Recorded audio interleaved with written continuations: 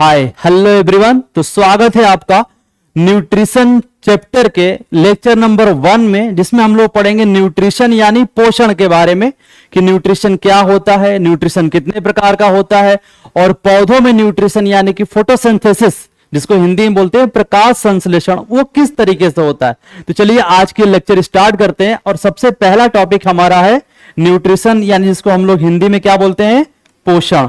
तो हमारा पहला टॉपिक है न्यूट्रिशन, जिसको हिंदी में बोलेंगे पोषण। हिंदी में क्या बोलेंगे इसको, पोषण।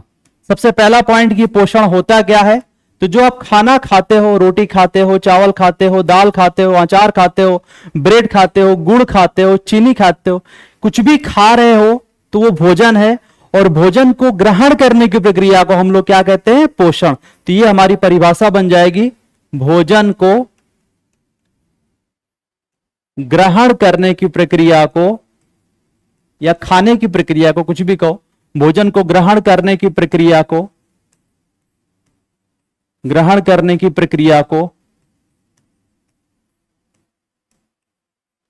पोषण कहते हैं,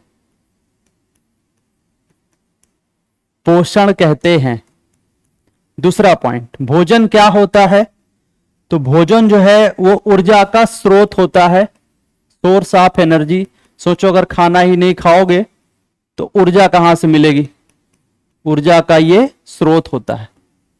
अब देखो, वैसे तो हम खाने में बहुत कुछ खाते हैं, रोटी, चावल, दाल, गुड़, सब्जी, बहुत कुछ खाते हैं। लेकिन जीव विज्ञान के हिसाब से हम लोग मुख्य रूप से 3 चीजें खाते हैं। एक है कार्बोहाइड्रेट, एक है प्रोटीन और एक है वसा। यानी हम जो भी भोजन ग्रहण करते हैं उसमें हम मुख्य रूप से 3 चीजें खाते हैं। मुख्य रूप से 3 चीजें खाते हैं बायोलॉजी के हिसाब से। भोजन में हम लोग मुख्य रूप से 3 चीजें खाते हैं। कौन कौन सी चीज। पहली है कार्बोहाइड्रेट। कार्बोहाइड्रेट हिंदी में भी बोलेंगे कार्बोहाइड्रेट, इसी को शर्करा भी कहा जाता है। कार्बोहाइड्रेट, इसी को हिंदी में शर्करा, अंग्रेजी में शुगर कहते हैं। दूसरा हम लोग क्या खाते हैं भोजन के रूप में, प्रोटीन खाते हैं। प्रोटीन, हिंदी में इसको प्रोटीन ही कहेंगे। और तीसरा हम लोग क्या खाते हैं, फैट, जिसको हम लोग हिंदी में वसा कहते हैं। तो भोजन जो हम लोग खाते हैं वो जीव विज्ञान के हिसाब से उसको 3 कैटेगरी में डिवाइड किया गया है, कार्बोहाइड्रेट, प्रोटीन और वसा। यहां तक क्लियर हो गया। तो भोजन के ग्रहण करने की प्रक्रिया को क्या बोलेंगे, न्यूट्रिशन यानी कि पोषण। भोजन क्या होता है, एनर्जी का सोर्स होता है, ऊर्जा का स्रोत होता है। भोजन को कितनी कैटेगरी में बांटा गया है बायोलॉजी के हिसाब से, 3 कैटेगरी में, कार्बोहाइड्रेट, प्रोटीन और वसा। अब सवाल यह है कि हमें कैसे पता लगेगा कि हमने कार्बोहाइड्रेट खाया कि प्रोटीन खाया कि वसा खाया। तो हमने छोटी क्लास में पढ़ रखा है और शायद आपको याद भी होगा कि जो चीज खाने में मीठी लगे वो कार्बोहाइड्रेट होती है। जितनी दालें होती हैं और जो मांसाहारी लोग होते हैं वो मांस खाते हैं, उनमें प्रोटीन होता है। और जो चिकनी चीजें हम लोग खाते हैं, तेल, घी और बटर, इसमें वसा होता है। तो इसको पहचानना बहुत आसान है, इसको पहचानना बहुत आसान है।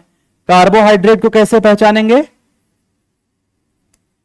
कार्बोहाइड्रेट को कैसे पहचानेंगे, वो खाने में कैसा लगेगा, मीठा लगेगा, स्वीट इन टेस्ट। जैसे आप गुड़ खाते हो, मीठा लगता है, कार्बोहाइड्रेट है गुड़ में। चीनी खाते हो, मीठी लगती है, कार्बोहाइड्रेट है गुड़ में। मिश्री खाते हो, मीठी लगती है, कार्बोहाइड्रेट है गुड़ में। रोटी चबा चबा के खाओगे वो भी मीठी लगेगी, कार्बोहाइड्रेट है। चावल चबा चबा के खाओगे, इसमें भी कार्बोहाइड्रेट। तो याद नहीं करना है, जो चीज खाने में मीठा लगे उसमें कार्बोहाइड्रेट होगा, सिंपल, ठीक। अब आते हैं प्रोटीन पे। प्रोटीन की क्या कहानी है भाई, प्रोटीन की तो जितनी हम लोग दालें खाते हैं, जितनी भी दालें खाते हैं, अरहर की दाल, चने की दाल, मूंग की दाल, जितनी भी दालें खाते हैं उन सब में क्या होता है, प्रोटीन होता है। सोयाबीन में बहुत ज्यादा प्रोटीन होता है, सोयाबीन का नाम सुना होगा आपने, सोयाबीन में बहुत ज्यादा प्रोटीन होता है, ठीक। और इसके अलावा जो मांस मछली खाते हैं उनमें भी प्रोटीन होता है, ठीक। तो इसको भी याद नहीं करना। अब आओ जाओ वसा पे, तो वसा को हम कैसे पहचानेंगे, फैट को कैसे पहचानेंगे? तो जो चिकनी चीजें होती हैं, चिकनी चीजें में क्या क्या आएगा बताओ? चिकनी चीजें में आएगा तेल, बिना तेल के तो सब्जी ही नहीं बनेगी, बोलो भाई। तो तेल हो गया, इसमें तेल हो गया। घी, बिना घी के पूड़ी नहीं छनेगी, है ना। बिना मक्खन के तो ब्रेड खा ही नहीं पाओगे आप। तो ये सब चिकनी चीजें हैं, इनमें क्या होता है, वसा। अब जैसे हम आपसे पूछे कि मान लो एक बच्चे को सुबह सुबह खाने में रोटी दिया गया, चावल दिया गया, दाल दिया गया और सब्जी दिया गया। मान लो एक बच्चे को खाने में, ये उसकी छोटी सी प्लेट है और इस प्लेट में क्या क्या दिया, देखो, रोटी दिया, है ना, चावल दिया, दाल दिया और थोड़ी सी सब्जी दे दिया। तो बताओ बच्चे ने बायोलॉजी के हिसाब से क्या क्या खाया? तो बहुत सिंपल है, रोटी खाने में मीठी लगती है तो उसने कार्बोहाइड्रेट खाया, सी फॉर कार्बोहाइड्रेट। चावल खाने में मीठा लगता है, उसने कार्बोहाइड्रेट खाया। दाल तो बताया था जितनी दालें होती हैं उसमें क्या होता है, प्रोटीन। लेकिन मान लो उसने, अब सब्जी भी कैटेगरी होती है, किसकी सब्जी खाया? सबसे फेमस सब्जी होती है आलू की सब्जी, तो हम मान लेते हैं उसने आलू की सब्जी खाया। अब आप बताना जरा, आलू को उबाल के खाओगे तो टेस्ट कैसा आएगा, मीठा? यानी आलू में भी क्या होगा, कार्बोहाइड्रेट। यानी जो सब्जी खा रहा है उसमें आलू है तो आलू में क्या होगा, कार्बोहाइड्रेट। बिना तेल के तुमने सब्जी बनाया होगा क्या? बिल्कुल नहीं, तेल का इस्तेमाल किया होगा सर। तो तेल में क्या होगा, फैट होगा, वसा होगा। इसके अलावा नमक इस्तेमाल किया होगा तो सोडियम क्लोराइड वगैरह होगा, उनकी हम बात नहीं कर रहे हैं। इतनी कहानी समझ में आई? तो जो भी हम खाना खाते हैं उसमें आप पहचान लोगे कि क्या खा रहे हो, है ना। जैसे ये मैंने एग्जांपल लिया थाली का, तो इसमें क्या क्या बच्चे ने खाया, कार्बोहाइड्रेट भी खाया, प्रोटीन भी खाया और फैट खाया, तीनों खाया उसने। इतनी कहानी समझ में आ गई? तो कोई पूछे बताओ पोषण क्या होता है, न्यूट्रिशन क्या होता है, बता ले जाओगे? तो न्यूट्रिशन का मतलब होता है भोजन को ग्रहण करना, भोजन को देहाती भाषा में बोलते हैं ठूस ठूस के खाना, वही पोषण है, सिंपल है। पोषण कितने, सॉरी, भोजन क्या होता है, तो एनर्जी का सोर्स होता है, ऊर्जा का स्रोत होता है। हम जो भी भोजन करते हैं वो जीव विज्ञान के हिसाब से कितने कैटेगरी में उसको बांटा गया है, 3 कैटेगरी में, एक कार्बोहाइड्रेट, एक प्रोटीन और एक वसा। जो खाने में मीठा लगे वो कार्बोहाइड्रेट है, जितनी दालें होती हैं वो प्रोटीन होती हैं। जो चिकनी चीजें हम लोग खाते हैं, तेल घी, तेल घी और मक्खन, ये सब क्या होता है, वसा होता है। इतनी कहानी समझ में आ गई, ठीक। आप ये देख भी सकते हो एनसीईआरटी में ये परिभाषा लिखी भी जैसा मैंने बताया वैसा ही बिल्कुल लिखा हुआ, देखो, भोजन को शरीर के अंदर लेने के प्रक्रम को पोषण कहते हैं। तो ये मत सोचना कि हम अपने मन से बता रहे हैं, जो एनसीईआरटी में है उसी को हम सिंप्लीफाई करके बता रहे हैं। इससे ज्यादा रटना भी नहीं है पोषण के बारे में। एग्जाम में पोषण की परिभाषा नहीं पूछेगा आपसे, इतना सिंपल एग्जाम में क्वेश्चन नहीं पूछेगा बताओ पोषण क्या होता है, उसमें 4 ऑप्शन देगा, ऐसा नहीं, इतना आसान क्वेश्चन नहीं पूछेगा। क्योंकि शुरुआत था बेसिक्स, इसलिए हमने बिल्कुल बेसिक समझा दिया आपको कि पोषण मतलब भोजन ग्रहण करने की प्रक्रिया होती है। अब आइए आगे चलते हैं। यहां तक समझ में आया? ये देखो भैया ठूस रहे हैं तो ये कुछ खा रहे हैं ना, तो इसको खाने की प्रक्रिया को हम लोग क्या कहेंगे, इसी को हम लोग कहेंगे पोषण, है ना। और अभी मैंने बताया कि भोजन क्या होता है, ऊर्जा का स्रोत होता है। जैसे ये देखो सबकी कैटेगरी दिया हुआ है, कार्बोहाइड्रेट की कैटेगरी दिया है, प्रोटीन की कैटेगरी दिया है, वसा की कैटेगरी दिया है। नारियल से तेल भी निकलता है तो उसमें क्या होगा, वसा होगा, है ना। मक्खन में क्या होगा, वसा होगा। बादाम से तेल निकलता है, बादाम में क्या होगा, वसा होगा। केला खाने में मीठा लगता है, कार्बोहाइड्रेट। सेब खाने में मीठा लगता है, कार्बोहाइड्रेट। गेहूं खाने में, गेहूं नहीं खाएंगे, गेहूं को पहले पीस के फिर रोटी बना के खाएंगे, तो मैं सोचो गेहूं सीधा खा लेंगे। तो गेहूं से रोटी बनेगी, रोटी में क्या होगा, कार्बोहाइड्रेट। भुट्टे में क्या होगा, कार्बोहाइड्रेट। सिंपल। आलू में क्या होगा, कार्बोहाइड्रेट। तो याद नहीं करना, जो खाने में मीठा लगे उसमें कार्बोहाइड्रेट होगा। जितनी दालें होती उन सब में क्या होता है, प्रोटीन हो। जो भी मांस, अंडा मांस होता है इन सब में भी क्या होता है, प्रोटीन। तो ये सब रटना नहीं है किसमें क्या होता है, थोड़ा दिमाग लगाओगे याद हो जाएगा। मीठा लगे कार्बोहाइड्रेट, जितनी दालें प्रोटीन और चिकनी चीजें फैट, इतना ही याद रखना है, कहानी खत्म। अब हेडिंग बनेगी पोषण के प्रकार की, पोषण कितने प्रकार का होता है। तो अगली हेडिंग हमारी बनेगी पोषण के प्रकार, टाइप ऑफ न्यूट्रिशन। पोषण के प्रकार, जिसको अंग्रेजी में बोलते हैं type of nutrition. Type of nutrition. पोषण कितने प्रकार का होता है। तो पोषण देखो 2 प्रकार का होता है, 2 कैटेगरी में इसको बांटा गया है। एक होता है स्वपोषी पोषण, स्वपोषी, जिसको अंग्रेजी में बोलते हैं ऑटोट्रॉफिक ऑटोट्रॉफिक न्यूट्रिशन, एक होता है विषम पोषी या परपोषी भी कह लो, विषम पोषी पोषण, इसको अंग्रेजी में बोलते हैं हेट्रोट्रॉफिक न्यूट्रिशन। तो बताओ पोषण कितने प्रकार का, स्वपोषी और विषम पोषी। और मैंने बोला था ना बायोलॉजी में कई जगह आपको देखने को मिलेगा कि जो शब्द होता है वही डिफिनीशन बन जाता है, जो शब्द होता है वही परिभाषा बन जाती है। देखो दिखाते हैं आपको। स्वपोषी, स्वपोषी का मतलब होता है स्व माने अपना, पोषी माने पोषण करे, जो अपना पोषण खुद ही कर ले। कहने का मतलब है इस प्रकार का पोषण जिसमें जो जीव होता है वो अपना भोजन स्वयं बना लेता है, तो उसको बोलते हैं स्वपोषी पोषण। लेकिन इस प्रकार के पोषण में जीव अपना भोजन स्वयं नहीं बना पाता। जैसे जो पौधे होते हैं वो अपना खाना स्वयं बनाते हैं, CO2 और पानी की सहायता से, सनलाइट और क्लोरोफिल की उपस्थिति में वो कार्बोहाइड्रेट खुद बना लेते हैं। अभी पढ़ेंगे आगे हम लोग फोटोसिंथेसिस, प्रकाश संश्लेषण, इसी को तो कहते हैं प्रकाश संश्लेषण। तो पौधे अपना खाना खुद बना रहे हैं, तो ये क्या कहलाएगा, स्वपोषी। लेकिन हम लोग अपना खाना खुद बनाते हैं क्या, नहीं, हम लोग पौधों पे डिपेंड रहते हैं। अब ये नहीं कहना सर रोटी तो हमारी मम्मी खुद ही बनाती है, रोटी आपकी मम्मी बनाती है, रोटी के लिए जो आटा आता है वो भी आपकी मम्मी बनाती है क्या, नहीं, वो तो आटा गेहूं से मिलेगा और गेहूं खेत में उगाया गया है। समझ पा रहे हो कि नहीं। अब ये नहीं कहना सर गेहूं भी तो हम ही ने उगाया था, हाँ मानते गेहूं आपने उगाया था, लेकिन उसमें जो फली लगी, उसमें जो फल लगा, उसमें जो दाने लगे वो आपके थे क्या, वो तो गेहूं का था ना, पौधे का था ना, कुल मिलाकर के। तो कहने का मतलब ये कि हम लोग किस पर डिपेंड है, पौधे पे। हम लोग अपना भोजन किससे ले रहे हैं, पौधे से। तो हम किसके एग्जाम्पल हुए, विषम पोषी के। कहानी समझ में आ गई। तो अपना भोजन अगर स्वयं बनाओगे तो स्वपोषी पोषण कहलाएगा। अपना भोजन स्वयं नहीं बना पाते हैं, दूसरों पे डिपेंड रहते हैं, तो इसको बोलते हैं विषम पोषी पोषण। तो हेडिंग बना के देख लेते हैं। तो सबसे पहला हम हेडिंग बनाएंगे स्वपोषी पोषण। स्वपोषी पोषण अंग्रेजी में बोलेंगे ऑटोट्रॉफिक न्यूट्रिशन। ऑटोट्रॉफिक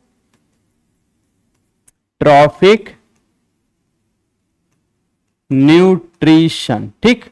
पहला पॉइंट कि अपना भोजन ये स्वयं बना लेते हैं, हाँ बिल्कुल बना लेते हैं। तो हम पूरा नहीं लिखेंगे, शॉर्ट में लिखेंगे, आप समझ जाना। इस प्रकार के पोषण में जीव अपना भोजन स्वयं बना लेते हैं, स्वयं बना लेते हैं। कैसे बनाते हैं, तो CO2 और पानी की सहायता से, CO2 और पानी की सहायता से। किसकी उपस्थिति में बोलो, सूर्य का प्रकाश, सूर्य का प्रकाश, सूर्य का प्रकाश और क्लोरोफिल की उपस्थिति में। और क्लोरोफिल, क्लोरोफिल याद है ना, याद करो जब मैंने कोशिका पढ़ाया था बताया था एक चुटकी हरा रंग जो क्लोरोप्लास्ट के अंदर उपस्थित होता है उसको बोल देते हैं क्लोरोफिल। कुल मिलाकर हरे रंग का पिगमेंट होता है, ऐसे याद रखना। तो सूर्य का प्रकाश और क्लोरोफिल, हाँ क्या बता रहे थे, CO2 और पानी की सहायता से सूर्य का प्रकाश और क्लोरोफिल की उपस्थिति में, क्लोरोफिल की उपस्थिति में क्या बनाते हैं, कार्बोहाइड्रेट का निर्माण करते हैं। हिंदी में भी कार्बोहाइड्रेट ही बोलेंगे, कार्बोहाइड्रेट, और जिसमें मुख्य रूप से ग्लूकोज बनाते हैं, ग्लूकोज। अभी आगे पढ़ेंगे। कार्बोहाइड्रेट का निर्माण करते हैं, कार्बोहाइड्रेट का निर्माण करते हैं। तो यह क्या कहलाएगा, स्वपोषी पोषण। सवाल पूछता है इसका एग्जाम्पल बताओ। एग्जाम्पल इसमें कौन कौन एग्जाम्पल आएगा, तो सुनो ध्यान से।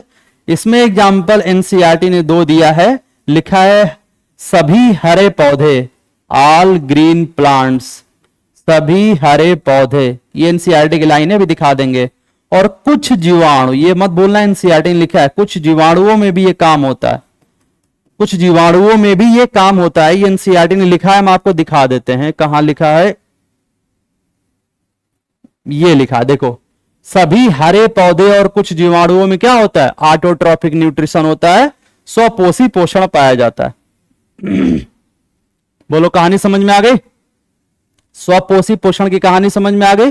तो इस प्रकार के पोषण में जीव अपना भोजन स्वयं बनाते हैं, CO2 और पानी की सहायता से बनाते हैं, सनलाइट और क्लोरोफिल की उपस्थिति में बनाते हैं। क्या बनाते हैं? कार्बोहाइड्रेट, और कार्बोहाइड्रेट में भी क्या? ग्लूकोज बनाते हैं।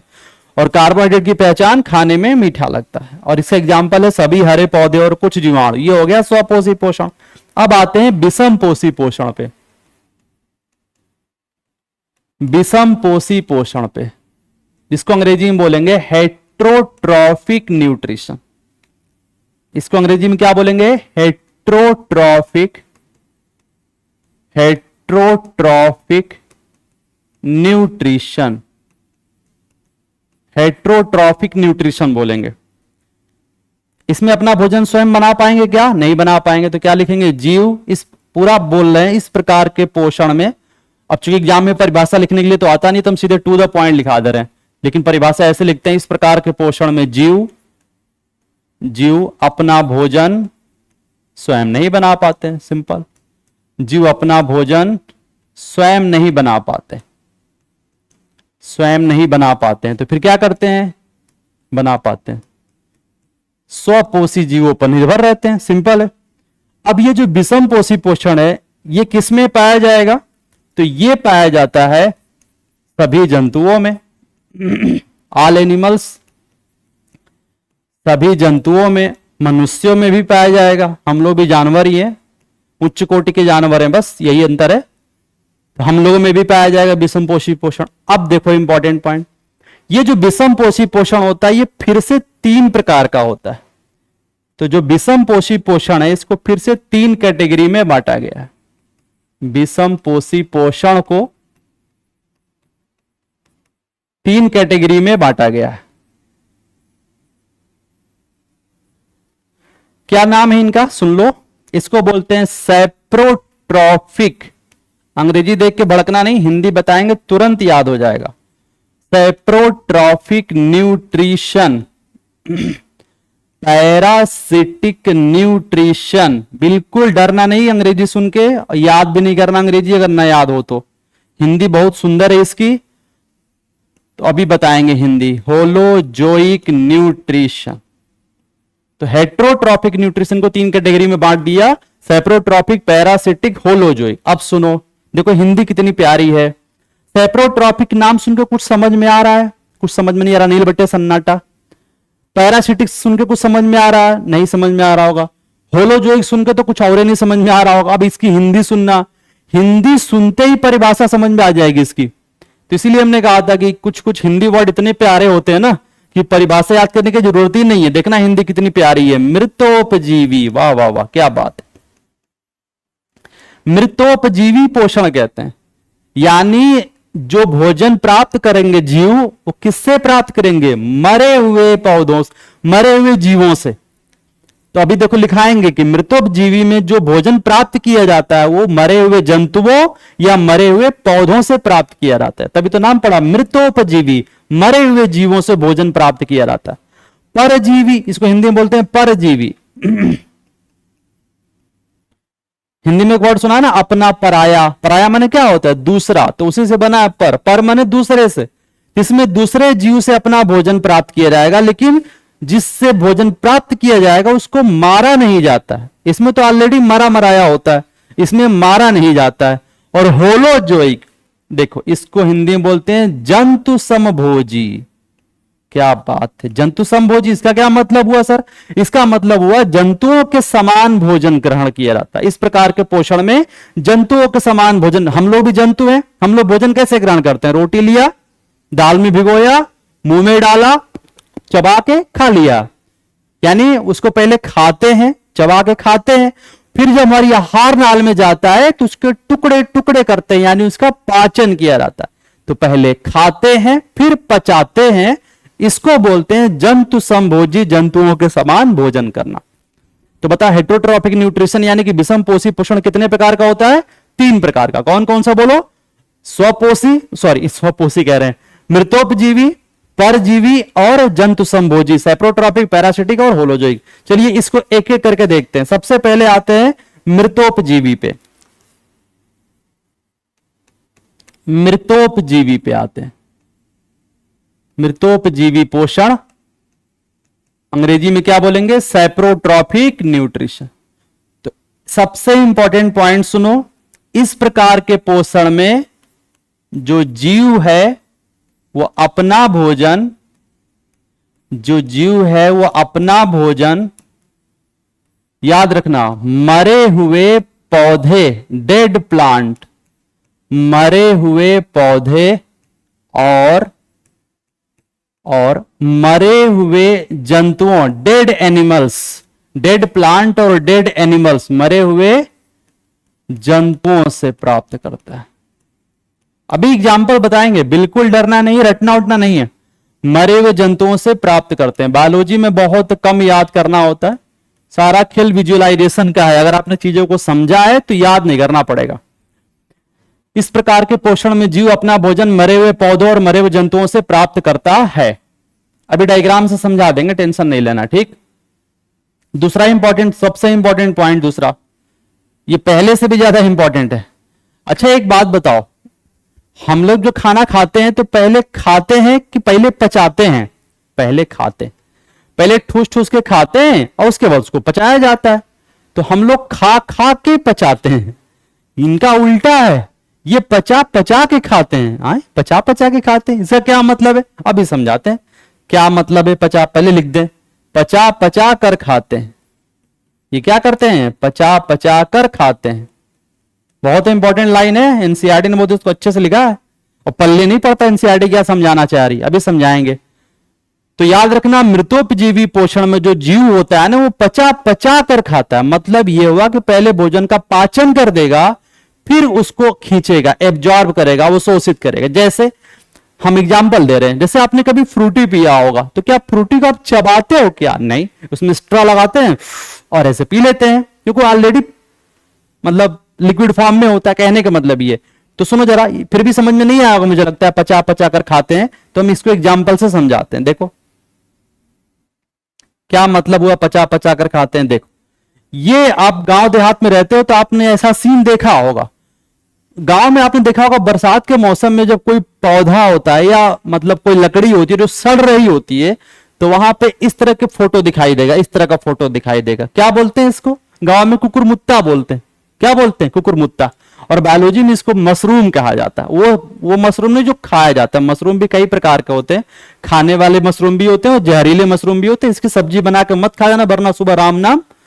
हाँ समझ गए होगे मेरे ख्याल से। तो कहने का मतलब ये है कि जो सड़ा हुआ पौधा होता है उस पे इस तरह के संरचनाएं दिखाई देती है। इसको हम लोग कुकुरमुत्ता कहते हैं, अंग्रेजी में मशरूम कहते हैं। और ये एक प्रकार का कवक होता है। और आपको पता है जिस पेड़ पे ये उगता है पहले अपने शरीर से कुछ केमिकल निकालता है, और उस पेड़ के अंदर जो भी भोज्य पदार्थ यानी कार्बोहाइड्रेट, प्रोटीन या वसा जो भी उसके अंदर है, अब जो लकड़ी होता है ना उसमें वसा तो मिलेगा नहीं, लकड़ी में मिलता है सेलुलोज। याद करो, पौधे की कोशिका में सेलुलोज पाया जाता है और सेलुलोज एक प्रकार का कार्बोहाइड्रेट होता है। आगे जब एक चैप्टर पढ़ाएंगे जैव अणु के नाम से, तो वहां पर बताएंगे कि कार्बोहाइड्रेट के कौन कौन से एग्जाम्पल, जैसे ग्लूकोज, माल्टोज, सुक्रोज, लैक्टोज, ये सब चीजें कार्बोहाइड्रेट के एग्जाम्पल है। ठीक है, अभी फिलहाल इतना याद कर लो, सेलुलोज किसका एग्जाम्पल है? कार्बोहाइड्रेट का।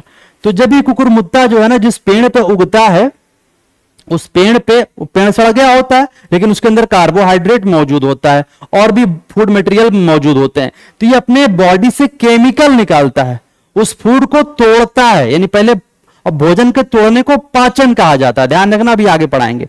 तो भोजन को तोड़ता है और तोड़ने के बाद उसको अपने शरीर से सोखता है, अवशोषित करता है, एब्जॉर्ब करता है। इसी को कहा जाता है कि ये पचा पचा कर खाते हैं, पचा पचा कर खाते हैं। यानी पहले पचाते हैं फिर खाते हैं। और आपको यकीन नहीं होगा, ये लाइन एनसीईआरटी में लिखा हुआ है। देखो दिखाते हैं कहां लिखा हुआ है। ये देखो, कुछ जीव भोज्य पदार्थों का विघटन शरीर के बाहर ही कर देते हैं, तब उसका अवशोषण करते हैं। मिला? लाइन पल्ले नहीं पड़ती एनसीईआरटी ने क्या लिखा है, बहुत खतरनाक लाइन लिखा है। मृतोपजीवी पोषण में, सैप्रोट्रॉफिक न्यूट्रिशन में पहले भोजन का विघटन किया जाता है, यानी उसको पहले पचाया जाता है, फिर उसका अवशोषण किया जाता है, यानी उसको खाया जाता है। तो इसी को हमने सिंपल लैंग्वेज बता दिया, पचा पचा कर खाते हैं। ये लाइन भूलती नहीं है, ये लाइन तो भूल जाती है। और टॉपिक पे आते हैं हम लोग फिर से अपने, कहां चला गया, खैर छोड़ो, चलो वहीं आना ही पड़ेगा वरना अधूरा हो जाएगा। ये यहां थे हम लोग। तो पहला पॉइंट, जीव अपना भोजन मरे हुए पौधों और मरे हुए जंतुओं से प्राप्त करते हैं। दूसरा पॉइंट, पचा पचाकर खाते हैं। इस प्रकार के पोषण में जो जीव होता है वो भोजन को पचा पचाकर खाता है। और तीसरा इसका एग्जाम्पल है, एग्जाम्पल एनसीईआरटी ने 3 लिखा है, तो आपको 3 एग्जाम्पल याद रखना है। पहला है फंजाई, जिसको हिंदी में बोलते हैं कवक। दूसरा है ईस्ट, हिंदी में भी इसको ईस्ट ही बोलते हैं, ईस्ट ही बोलते हैं, खमीर भी कहा जाता है, ये भी एक प्रकार का कवक होता है। और तीसरा है मशरूम, मशरूम हिंदी में लिख देते हैं मशरूम, ये भी कवक ही होता है, मशरूम। ये 3 एग्जाम्पल एनसीईआरटी में लिखा है। आप जब एनसीईआरटी पढ़ोगे तो आपको ये तीनों एग्जाम्पल मिल जाएगा। हम भी दिखा देते हैं, देखो ये लिखा हुआ है, फंजाई, ईस्ट और मशरूम, फफूंदी, ईस्ट और मशरूम आदि कवक इसके उदाहरण है।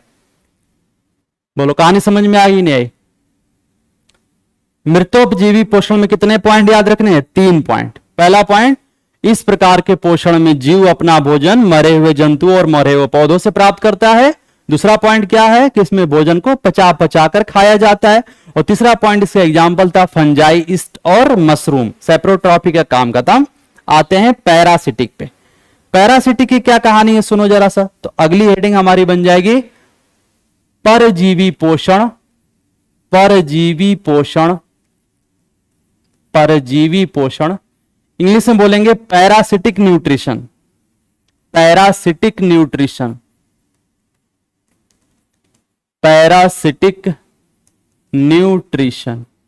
पहला पॉइंट, उसमें मैंने परिभाषा क्या बताया था? इस प्रकार के पोषण में जीव अपना भोजन मरे हुए पौधों और मरे हुए जंतुओं से प्राप्त करता है। इसमें देखना, इस प्रकार के पोषण में जीव अपना भोजन, जीव अपना भोजन, जहां जहां मरा लिखा था वहां वहां जिंदा लिख दो, जीवित लिख दो। तो जीव अपना भोजन जीवित पौधे, जीवित पौधे, और अभी एग्जाम्पल बताएंगे, एग्जाम्पल से ये लाइन प्रूव करके दिखा देंगे, टेंशन नहीं लेना। जीवित पौधे और जीवित जंतुओं से, लिविंग प्लांट और लिविंग एनिमल, जीवित जंतुओं से प्राप्त करते हैं, जीवित जंतुओं से प्राप्त करते हैं। क्या लिख दिया यार? जीवित जंतुओं से ही प्राप्त है भाई, समझ जाना, जीवित जंतुओं से प्राप्त करते हैं। पहला पॉइंट हो गया। दूसरा पॉइंट, इसमें इनको पचाने की जरूरत नहीं होता, ये पचा पचाया भोजन लेते हैं। अभी एग्जाम्पल बताएंगे तो समझ में आ जाएगा। तो इसमें ये पचा पचाया भोजन, भोजन ऑलरेडी पचा होता है, इसको ये एब्जॉर्ब कर लेते हैं और शोषित कर लेते हैं। इसका एग्जाम्पल बहुत इंपॉर्टेंट है, बहुत ज्यादा इंपॉर्टेंट इसका एग्जाम्पल। और इसके एग्जाम्पल को याद करने का हमने एक ट्रिक बनाई है। ट्रिक का नाम है आजकल, आजकल लोफर। जो लोफर बच्चे होते हैं ना, वो किसका काम करते हैं भाई? लोफर बच्चे किस पे डिपेंड करते हैं बताओ? खुद तो करते ही नहीं है, मम्मी पापा पे डिपेंड करते हैं। दूसरे पे डिपेंड करे वो परजीवी है, सिंपल सी बात। अभी बहुत बड़ा कांड भी हुआ देखा, अपने जो चीफ जस्टिस ऑफ इंडिया थे वो बच्चों को क्या बोल दिए कि ये काकरोच हैं, ये पैरासाइट हैं। फिर बच्चों ने भी दिखा दिया कि कौन काकरोच और कौन पैरासाइट है। खैर छोड़ो, बातें छोड़ो, जा यहां टॉपिक पे आते हैं फिलहाल। तो ट्रिक का नाम है आजकल लोफर क्या होते हैं? परजीवी होते हैं। अब इससे क्या मतलब हुआ? इससे मतलब ये हुआ, अ से अमरबेल, अंग्रेजी में बोलते हैं कसकटा, अमरबेल। ज से जू, बालों में आ रहा था ना जू। कल से किलनी, किलनी, किलनी देखा होगा, जो कुत्ते होते हैं या जो गाय भैंस होती है उनमें छोटे छोटे कीड़े लग जाते हैं ना, शरीर में चिपक जाते हैं, छोड़ते ही नहीं है, किलनी। ल से लीच, जोंक, जोंक। और फर से फीता क्रीम, फीता क्रीम। इसको हम एक इमेज से भी दिखा देते हैं। देखो ये फोटो है, खतरनाक फोटो दिख रही है। अमरबेल आपने देखा होगा, जिस पेड़ पे अमरबेल पीले पीले रंग का होती है ना, लता जैसी होती है, जिस पेड़ पे लग जाता है उस पेड़ को सुखा के ही मानता है अमरबेल। इसका नाम ही है अमरबेल। खुद तो अमर है और जिसपे उसको निपटा देता, मतलब मारता नहीं है, उससे अपना भोजन प्राप्त करता रहता है। ठीक है, ये है आपका जूं जो बालों में पाया रहता है ना। ये किलनी है जो जानवरों के पीठ में चिपक जाती है। जोंक आपने देखा ही होगा, कभी तालाब में नहाने गए होगे तो दर्शन हुए होंगे, पैर में चिपक जाता, छोड़ता नहीं है। और ये फीता क्रीम है जो हमारी छोटी आंत में पाया जाता है, वहां पे आराम से मस्ती में बैठा रहता है। हम खाना खाते हैं, पचाते हैं, बैठ कर आराम से खाते हैं भाई साहब। तो ये सब किसके एग्जाम्पल है? ये सब एग्जाम्पल है परजीवी के। किसके एग्जाम्पल है? परजीवी के, पैरासाइट के एग्जाम्पल। ये सब चीजें एनसीईआरटी ने दे रखा है और आपको ये सारे एग्जाम्पल याद रखने। एग्जाम में पूछा जाता है कि कौन सा एग्जाम्पल सेप्रोट्रॉपिक का है, कौन सा एग्जाम्पल पैरासिटिक का है, कौन सा एग्जाम्पल होलोजोइक का है। तो देखो ये लिखा भी है, अमरबेल हो गया, किलनी हो गया, जू हो गया, लीच हो गया और फीता क्रीम हो गया। ये सब किसके एग्जाम्पल है? परजीवी के एग्जाम्पल। याद करने सबसे बढ़िया ट्रिक है आजकल लोफर। आजकल के लोफर बच्चे क्या होते हैं? परजीवी होते हैं। तो आजकल लोफर। तो अ से अमरबेल, ज से जू, फिर किलनी, फिर लीच और फिर फीता क्रीम। चलो ये कहानी समझ में आ गई होगी। अब आते हैं तीसरे टॉपिक पे, तीसरे प्रकार पे, होलोजोइक पे। तो तीसरा हमारा आ गया जंतु समभोजी। जंतु समभोजी, जंतु समभोजी पोषण। क्या बोलेंगे इसको अंग्रेजी में? इसको अंग्रेजी में बोलेंगे होलोजोइक न्यूट्रिशन। Holozoic nutrition. और मैंने बोला था कि इसको याद नहीं करना, नाम से समझ में आता है। इस प्रकार के पोषण में जंतुओं के समान, जंतुओं के समान, जंतुओं के समान भोजन ग्रहण किया जाता है। जंतुओं के समान भोजन ग्रहण किया जाता है। अब देखो होता क्या है ना, हम लोग जो भोजन ग्रहण करते हैं उसको 5 चरणों में बांटा जाता है। यानी इस प्रकार के पोषण में 5 स्टेप होते हैं, 5 चरण होते हैं, 5 स्टेप होते हैं, 5 चरण होते हैं। कौन कौन से? पहले अंग्रेजी बता दें फिर हिंदी बताएंगे। पहला है इंजेशन। इंजेशन हिंदी बताएंगे, टेंशन मत लेना, क्योंकि मुझे हिंदी भूल जाती है, अंग्रेजी याद रहती है, तो अंग्रेजी से हिंदी आराम से बना लेते हैं, मतलब याद आ जाता है। बनाएंगे क्या? इंजेशन, डाइजेशन, फिर होता है एब्जॉर्प्शन, फिर होता है एसिमिलेशन, एसिमिलेशन, फिर होता है इजेशन, इजेशन। हिंदी क्या है सुन लो। इंजेशन अंतः ग्रहण करना, मतलब रोटी लिया मुंह में ठूस लिया, ये इंजेशन। अंतर ग्रहण करना, हिंदी एक्यूरेट याद नहीं आ रही मुझे, अंतः ग्रहण करना ऐसे करके। डाइजेशन की हिंदी याद है मुझे, पाचन, पाचन करना। एब्जॉर्प्शन अवशोषण करना, सोख लेना, अवशोषित कर लेना। एसिमिलेशन स्वांगीकरण कहते हैं। क्या होता है स्वांगीकरण? अभी थोड़ी देर बाद समझाते हैं इसको। और इजेशन बहिक्षेपण, शरीर से बाहर फेंक देना, निकाल देना, इसको बहिक्षेपण कहते हैं।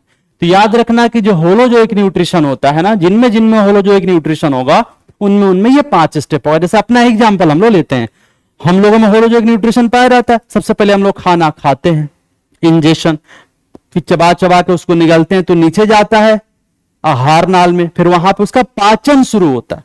तो पहले इंजेशन फिर पाचन, 2 चीजें हो गई। जब पाचन हो जाता है तो जो फूड मटेरियल है ना, वो ब्लड में जाके मिल जाता है, तो इसको बोलते हैं अवशोषण। क्या बोलते हैं? अवशोषण। फिर जो खून होता है ना, उस भोजन को कोशिकाओं तक पहुंचाता है और फिर वो कोशिका के अंदर घुस के कोशिका के कोशिका द्रव्य में मिल जाता है, इसको बोलते हैं एसिमिलेशन। और इस पूरी प्रक्रिया में जो भी अनडाइजेस्टेड फूड होता है, यानी जो भोजन नहीं पच पाता है, उसको एनस के थ्रू मल द्वार से बाहर निकाल दिया जाता है, उसको बोलते हैं इजेशन, बहिक्षेपण। तो उम्मीद है पूरी कहानी समझ में आ गई होगी। और इसके एग्जाम्पल मैंने बता दिया, सभी जंतु और मनुष्य के इसके एग्जाम्पल किसके? जंतु समभोजी पोषण। तो ये था पूरी पोषण की कहानी। पोषण क्या होता है समझ में आ गया होगा। भोजन ग्रहण करने की प्रक्रिया को पोषण कहते हैं। एक बार आप 1 मिनट रिवाइज करो, पानी पी ले, देख ले रिकॉर्डिंग हो रही कि नहीं, प्रॉपर हो रही है।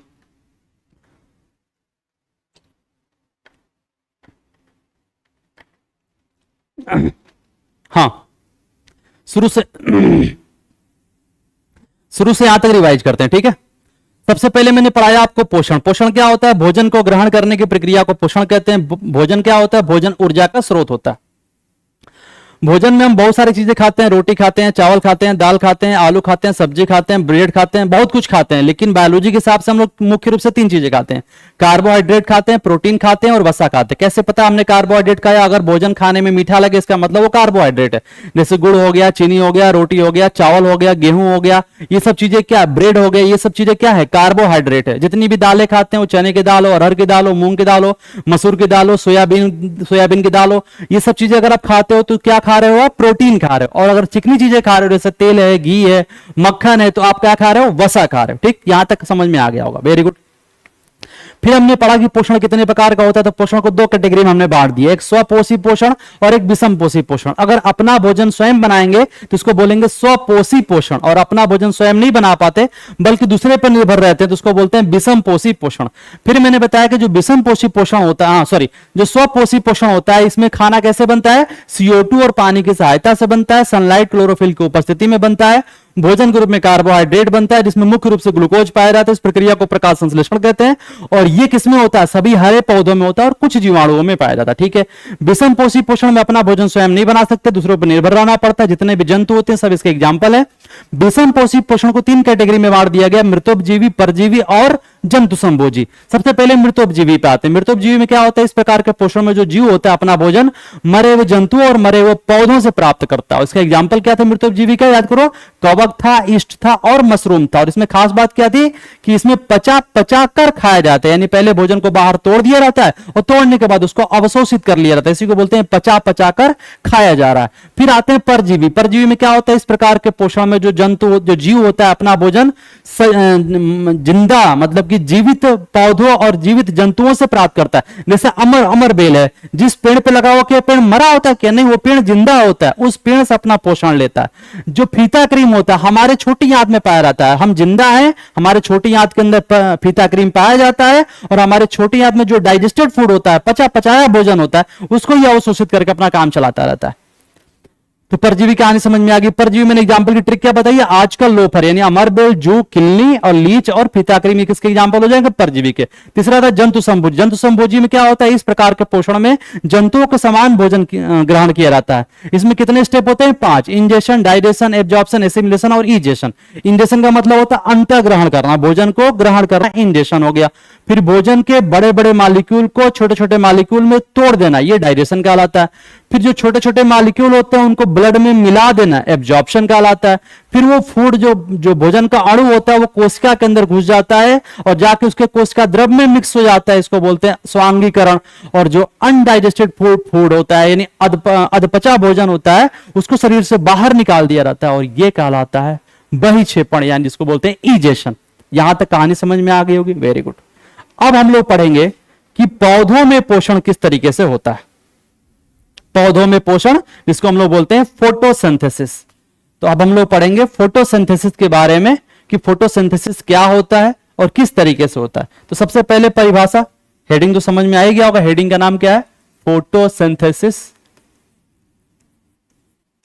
फोटोसिंथेसिस। और देखो हिंदी कितनी प्यारी है इसकी, प्रकाश संश्लेषण। प्रकाश संश्लेषण यानी प्रकाश की उपस्थिति में कुछ बनाया जा रहा है। संश्लेषण का मतलब होता है बनाना, निर्माण करना। तो प्रकाश की उपस्थिति में कुछ बनाया जा रहा है। तो पहले परिभाषा देखते हैं, परिभाषा क्या होती है। तो परिभाषा क्या होती है बताओ? CO2 और, पहले बता चुके हैं दोबारा बता रहे हैं, CO2 और पानी की सहायता से, CO2 और पानी की सहायता से सूर्य का प्रकाश और क्लोरोफिल की उपस्थिति में, सूर्य का प्रकाश और क्लोरोफिल की उपस्थिति में कार्बोहाइड्रेट, आप हिंदी में लिख लेना, ठीक है। कार्बोहाइड्रेट, ब्रैकेट में क्या लिखेंगे? ग्लूकोज। कार्बोहाइड्रेट का निर्माण क्या कहलाता है? फोटोसिंथेसिस यानी कि प्रकाश संश्लेषण कहलाता है। आइए इसको इमेज की सहायता से समझते हैं, डायग्राम समझते हैं। देखो ये पौधा है, सूरजमुखी का प्यारा सा पौधा है। आपने छोटी क्लास में पढ़ा होगा, किसी भी पौधे में मुख्य रूप से 3 संरचनाएं होती है, जड़, तना और पत्तियां। मेनली 3 चीज होती है। क्या क्या होता है बताओ? जड़ होता है, रूट होता है, स्टेम तना होता है और लीफ पत्तियां होती। ये जो जड़ होता है ना, इसमें धागे की समान संरचनाएं होती हैं। आप किसी पेड़ को उखाड़ के, छोटे से पेड़ को उखाड़ के देखना, उसमें ऐसे धागे दिखाई देंगे ढेर सारे। इसको रूट हेयर कहा जाता है। हिंदी में बोलते हैं मूल रोम। सुना होगा ना मूल रोम? रूट हेयर याद कर लो, अच्छा नाम है। रूट का हेयर, रूट हेयर सिंपल। अब होता क्या है कि जमीन से, जो जमीन के अंदर जो पानी होता है, उस पानी को ये रूट हेयर क्या करता है? खींचता है। एकदम टुल्लू का काम करता है। घर में टुल्लू लगा होगा ना, तो टुल्लू क्या करता है? पानी खींच के ऊपर टंकी तक पहुंचाता है। तो यहां भी टुल्लू का काम कर रहा है। जो आपका जड़ है ना, वो किसका काम कर रहा है? टुल्लू का। और जो पत्ती है वो टंकी का काम कर रही है, टंकी का। तो याद रखना, पौधों में पानी टुल्लू से टंकी यानी रूट से लीफ तक पहुंचाया जाता है एक पाइप से, और उस पाइप को बोलते हैं जाइलम। क्या बोलते हैं? जाइलम। जब उत तक पढ़ाएंगे तब बताएंगे जाइलम। खैर यहां इतनी जरूरत नहीं थी। यहां मेन पॉइंट समझो। मेन पॉइंट क्या है? तो पानी कहां से लिया पौधे ने? जड़ों से लिया। और इस पत्तियों में छोटे छोटे छेद पाए जाते हैं, भी पढ़ाएंगे आगे। इसको बोलते हैं स्टोमेटा। इसको क्या बोलते हैं? स्टोमेटा, रंध्र बोलते हैं। और इसी छेद से होकर के CO2 अंदर जाती है। CO2 गैस इसके अंदर जाती है। तो ये पूछा जाएगा आपसे कि पौधे पानी किससे लेते हैं? जड़ों से। CO2 गैस किससे लेते हैं? पत्तियों से। और पत्तियों में भी किसके थ्रू? स्टोमेटा के थ्रू। आप सुनो, तो पानी आया, पत्ती में पहुंच गया, CO2 आया, पत्ती में पहुंच गया, और इसी पत्ती के अंदर CO2 और पानी की सहायता से धूप होना जरूरी है। धूप होना जरूरी है, और पत्ती का हरा होना जरूरी है। हरा होने के मतलब इसके अंदर क्लोरोफिल होगा। तो समझ में आ रहा है क्या कह रहे हैं? सनलाइट और क्लोरोफिल, धूप, सूर्य का प्रकाश और क्लोरोफिल की उपस्थिति में CO2 और पानी से क्या बना देगा? ये बना देगा चीनी। चीनी नहीं बनाएगा, समझाने का तरीका है। कार्बोहाइड्रेट बना देगा, शर्करा बना देगा। और शर्करा में भी कौन सी शर्करा बनाएगा? ग्लूकोज बना देगा। कहानी समझ में आ गई? तो इस प्रक्रिया को हम लोग क्या कहते हैं? प्रकाश संश्लेषण कहते हैं। और टॉपिक पे आते हैं, तो आपको परिभाषा समझ में आ गया होगा। CO2 और पानी की सहायता से सूर्य के प्रकाश और क्लोरोफिल की उपस्थिति में कार्बोहाइड्रेट यानी ग्लूकोज का निर्माण प्रकाश संश्लेषण कहलाता है। अब समझते हैं। अच्छा हाँ, एक बात और, चूंकि पत्ती में खाना बनता है ना, इसीलिए पत्तियों को पौधे का किचन, रसोई घर कहा जाता है। जैसे आपके घर में रसोई घर में खाना बनता है, तो पौधों में, पत्तियों में खाना बनता है, तो पत्तियों को नाम दे दिया जाता है किचन ऑफ प्लांट। पौधे का क्या है? रसोई घर है। खैर ये तो जनरल नॉलेज की बात हो गई। इसमें आते हैं सेकेंड पॉइंट पे। फिर पूछा जाता है कि प्रकाश संश्लेषण का समीकरण लिखिए। समीकरण का मतलब उसका फार्मूला लिखिए, सूत्र लिखिए। अभी जब केमिस्ट्री पढ़ाएंगे तो आपको बताएंगे कि केमिस्ट्री में जब भी कोई हम समीकरण लिखते हैं ना, जब भी कोई समीकरण या कोई अभिक्रिया लिखते हैं, अभिक्रिया, तो उसमें 2 चीजें होती हैं। जो आपस में अभिक्रिया करे उसको कहते हैं अभिकारक। अंग्रेजी में बोलते हैं रिएक्टेंट्स। और अभिक्रिया के बाद जो बने उसको बोलते हैं उत्पाद। अंग्रेजी में बोलते हैं प्रोडक्ट। तो जो आपस में अभिक्रिया करे वो रिएक्टेंट है, जो बने वो प्रोडक्ट है। और जिसकी उपस्थिति में अभिक्रिया हो रही है उसको कंडीशन कह सकते हो। कंडीशन मतलब क्या कंडीशन जरूरी है इसके लिए। जैसे अगर हम प्रकाश संश्लेषण की बात करें तो बताओ, आपने जड़ से क्या, पत्तियों से क्या लिया था? CO2। जड़ों से क्या लिया था? पानी। दोनों ने आपस में अभिक्रिया किया। अभिक्रिया करके क्या बनाया? ग्लूकोज। ग्लूकोज का फार्मूला होता है C6H12O6। अब ये चीज आपको याद करनी पड़ेगी।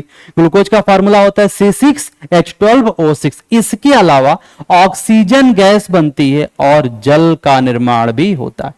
इस अभिक्रिया को हमने बैलेंस नहीं किया। अभी मैंने सिर्फ इतना बताया है कि अभिकारक कौन है और उत्पाद कौन है, रिएक्टेंट कौन है और प्रोडक्ट कौन है। ठीक है, अभी इसको हम बैलेंस करके भी दिखा देंगे। ठीक, और सुनो, ये किसकी उपस्थिति में होता है? तो ये होता है सूर्य के प्रकाश की उपस्थिति में, सूर्य के प्रकाश की उपस्थिति में। और किसकी उपस्थिति में? क्लोरोफिल की उपस्थिति में, क्लोरोफिल की उपस्थिति में।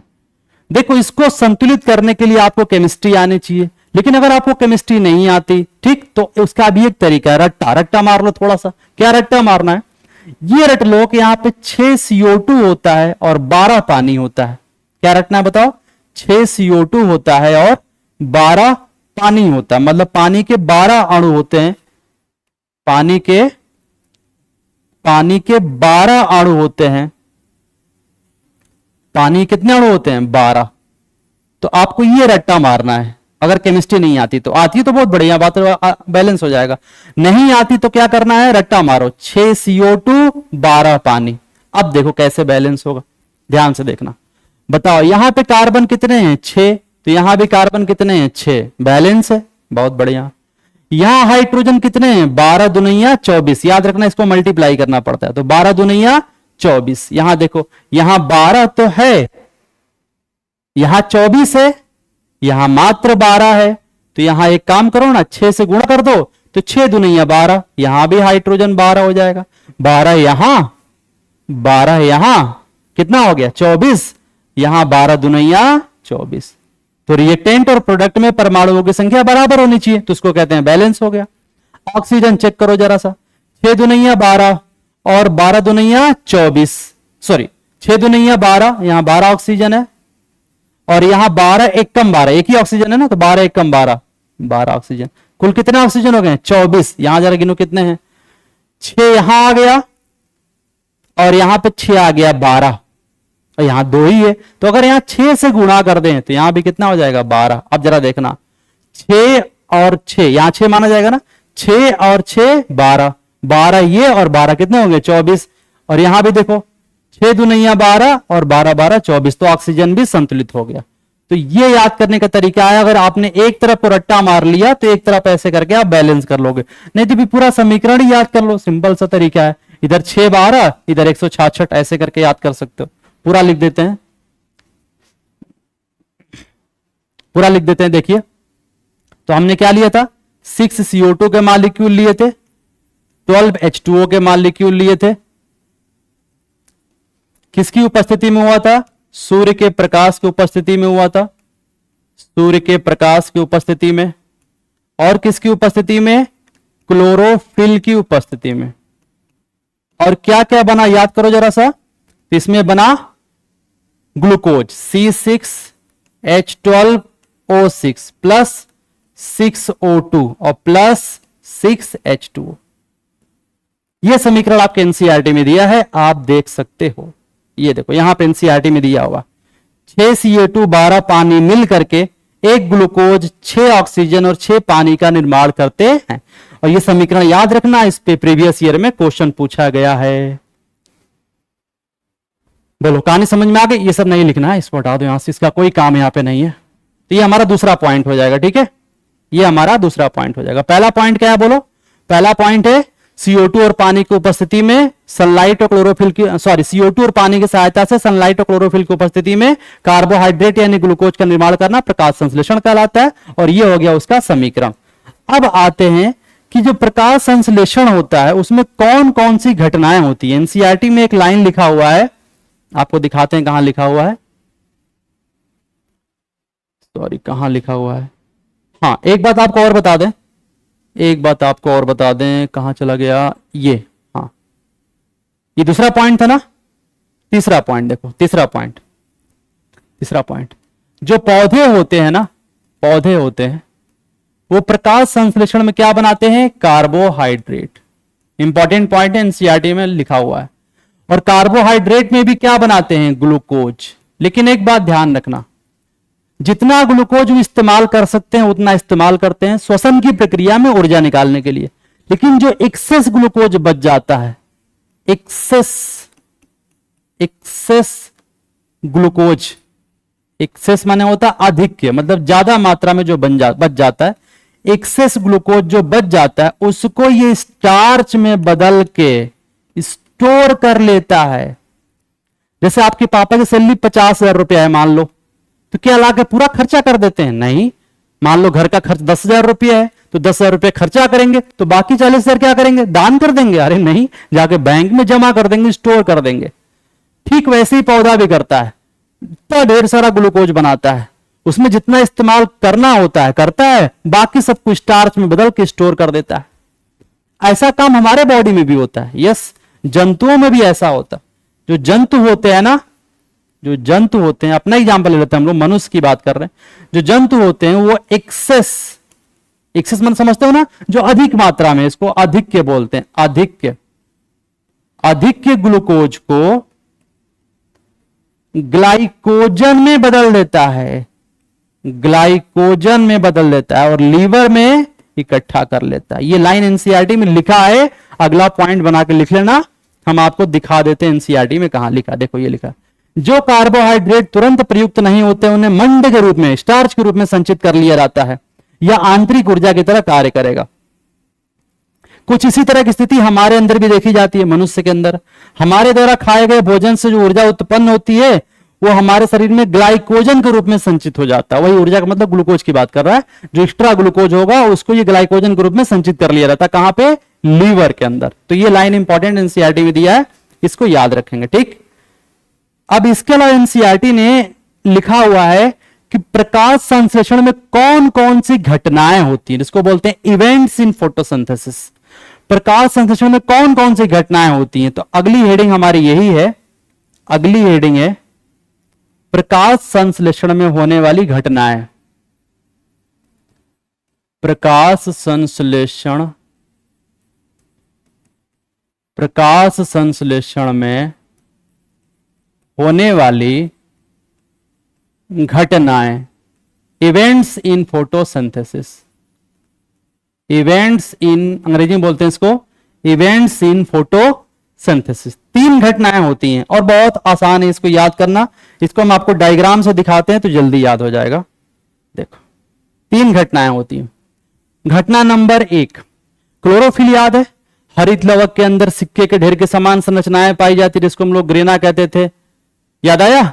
एक सिक्के को थैलेकोइड कहते थे, थैलेकोइड के ऊपर क्लोरोफिल चिपका होता था। ये वही क्लोरोफिल दिख रहा है आपको, ये ग्रेना है, एक सिक्के को थैलेकोइड कहेंगे और इस पे क्लोरोफिल होता है। ये क्लोरोफिल सूर्य की ऊर्जा को, सूर्य के प्रकाश को अवशोषित करता है, कैप्चर करता है, ग्रहण करता है। जैसे सोलर पैनल क्या करता है? सनलाइट को कैप्चर करता है। ठीक वैसे क्लोरोफिल क्या करता है? सनलाइट को कैप्चर करता है। ये पहला घटना है प्रकाश संश्लेषण का। तो याद रखना, पहले घटना में क्या लिखेंगे? पहला पॉइंट लिखेंगे क्लोरोफिल के द्वारा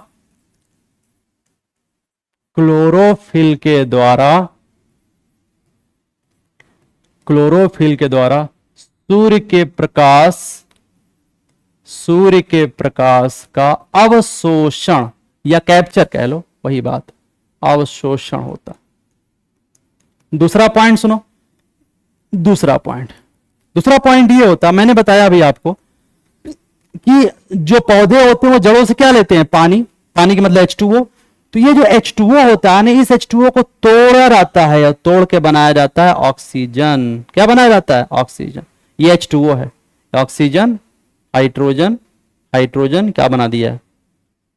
छोरी बना दिया है, जाने दो। कुल मिलाकर के ये H2O का मालिक्यूल है, H2O का मालिक्यूल पानी का, जल का अणु है, और इसको ऑक्सीजन के अणु में तोड़ा जाता है। किसमें तोड़ा जाता है? ऑक्सीजन। तो सेकेंड स्टेप ये है, जल के अणुओं को तोड़ करके क्या बनाया जाएगा? ऑक्सीजन। और यही ऑक्सीजन गैस प्रकाश संश्लेषण में मुक्त होती है। ये सब एनसीईआरटी में लिखा है, हम आपको दिखा देते हैं। देखो पहले में क्या हुआ था? क्लोरोफिल ने प्रकाश को अवशोषित किया। दूसरे में देखो यहां लिखा है जल के अणुओं को हाइड्रोजन और ऑक्सीजन में तोड़ दिया जाता है। तो ये हमारा सेकेंड पॉइंट हो जाएगा, जल के अणुओं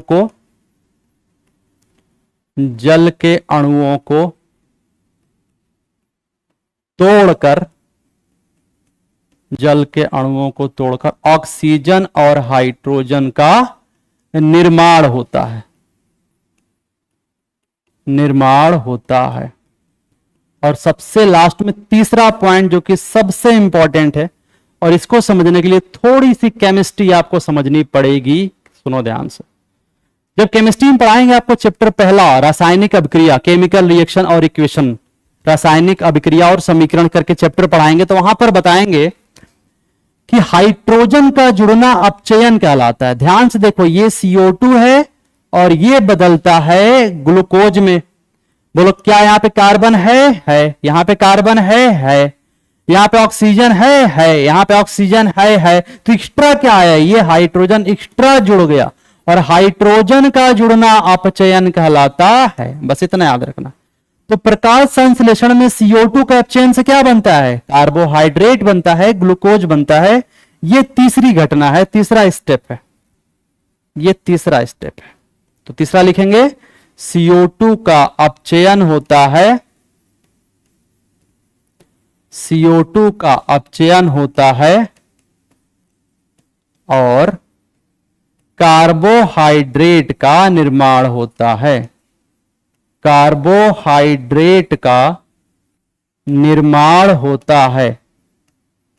CO2 का अपचयन होता है और कार्बोहाइड्रेट का निर्माण होता है। तो ये तीन घटनाएं हैं जो प्रकाश संश्लेषण में होती है। उम्मीद है आपको कहानी समझ में आ गई होगी। एक इसमें क्वेश्चन पूछा जाता है कि पौधे की पत्तियों पे जो सनलाइट गिरती है, तो फिजिक्स में पढ़ाया जाएगा कि सनलाइट में 7 रंग होते हैं, जिसको कहते हैं विबग्योर, बैनी, आह, पीनाला, ऐसे करके पढ़ा होगा, या विबग्योर पढ़ा होगा, वायलेट, इंडिगो, ब्लू, ऐसे पढ़ा है ना। जो सनलाइट होती है, सनलाइट, सूर्य का जो प्रकाश होता है, अरे चलो हिंदी लिख देते हैं, अच्छा, सूर्य का प्रकाश, ठीक, इसमें कितने रंग होते हैं, 7 रंग होते हैं। इसको बोलते हैं VIBGYOR, VIBGYOR, violet, indigo, blue, green, yellow, orange, red, बैगनी, आसमानी, नीला, हरा, पीला, और ऑरेंज को पता नहीं क्या बोलते होंगे ऑरेंज, और रेड, लाल। ठीक, तो क्वेश्चन ये पूछा जाता है कि पत्तियों पर तो ये पूरा विबग्योर गिरता है, तो बताओ इसमें से कौन सा रंग है जिसमें प्रकाश संश्लेषण सबसे ज्यादा होता है। ये क्वेश्चन एग्जाम में आया, ध्यान रखना। तो याद रखना, नीले रंग में, किसमें बोलो, नीले रंग में प्रकाश संश्लेषण सबसे ज्यादा होता है, और लाल रंग में प्रकाश संश्लेषण सबसे ज्यादा होता है। इसका डिटेल हमारे सिलेबस में नहीं है। कक्षा 11 में एक ऐसा ग्राफ बना हुआ है, और उस ग्राफ में यह समझाया गया है कि नीले रंग में प्रकाश का संश्लेषण सबसे ज्यादा होता है, और लाल रंग में प्रकाश संश्लेषण सबसे ज्यादा होता है। डिटेल यहां नहीं दिया, डिटेल कक्षा 11 में दिया। आपके यहां डायरेक्ट सवाल पूछा था, किस रंग में सबसे ज्यादा प्रकाश संश्लेषण होता है, रट्टा मार लो, नीले में और लाल में, नीले में और लाल में। ठीक, चले आगे। तो ये क्वेश्चन था जो बहुत पूछा जाता है। ये देखो यहां लिखा भी होगा, अधिकतम प्रकाश संश्लेषण नीले और लाल क्षेत्रों में संपन्न होता है। एग्जाम में क्वेश्चन आ चुका है। ठीक, अब आते हैं अगले टॉपिक पे। अगला टॉपिक एनसीईआरटी में एक दिया हुआ है, एक्चुअली हेडिंग नहीं बनी हुई है, पूरा एक ही पैराग्राफ में पूरा लिख दिया है, उसको हमने हेडिंग में कन्वर्ट कर दिया। तो अगली हेडिंग हमारी है पत्ती का अनुप्रस्थ काट, यानी क्रॉस सेक्शन ऑफ लीफ। ये फोटो एनसीईआरटी बनाया, तो थोड़ा सा इसके बारे में आइडिया होना चाहिए। बस 2 मिनट सुन ला, ज्यादा इसमें कुछ पूछा नहीं जाएगा। अगर पत्ती को बीच से काटा जाए तो उसको बोलते हैं अनुप्रस्थ काट, और उसको सूक्ष्मदर्शी से देखा जाए तो इसमें आपको 4 परत दिखाई देगी। यस, ये मान लो ऐसे पत्ती है, इसको हमने ऐसे बीच से काटा, और बीच से काट के ऐसे देखेंगे तो 4 परत दिखाई देगी। सबसे ऊपर की परत दिख रही है, इसको बोलते हैं बाह्य त्वचा, अपर एपिडर्मिस। ऐसी सबसे नीचे की परत, ऐसे समझो, ये मान लो पत्ती है, तो सबसे ऊपरी परत अपर एपिडर्मिस, सबसे निचली परत लोअर एपिडर्मिस। पहला बताओ अपर एपिडर्मिस, नीचे वाली बताओ लोअर एपिडर्मिस। हिंदी में बोलते हैं बाह्य, क्या बोलते हैं जी, ऊपरी बाह्य त्वचा, और इसको बोलते हैं निचली बाह्य त्वचा। ऊपरी बाह्य त्वचा, निचली बाह्य त्वचा, अंग्रेजी में अपर एपिडर्मिस, लोअर एपिडर्मिस। अब सुनो, इसके बीच में 2 परत और है। एक खंभे खंभे के समान कोशिकाएं होती हैं, इसको बोलते हैं पेलिसेड पैरेनकाइमा, नाम नहीं दिया एनसीईआरटी ने। और एक कोशिकाएं गोल गोल है लेकिन दूर दूर हैं, इसको बोलते हैं स्पॉन्जी पैरेनकाइमा। तो 2 परत और हो जाती है, पेलिसेड पैरेनकाइमा और स्पॉन्जी पैरेनकाइमा। तो कुल 4 परत मानी जाती है। कौन कौन सा सुन लो।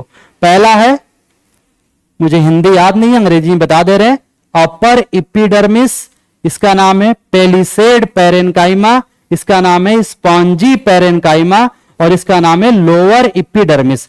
हिंदी में बोल सकते हो ऊपरी बाह्य त्वचा, खंभाकार कोशिकाएं, गोल गोल स्पॉन्ज जैसी कोशिकाएं, और इसको बोलते हैं निचली बाह्य त्वचा। इसमें सिर्फ एक क्वेश्चन आ सकता है बस।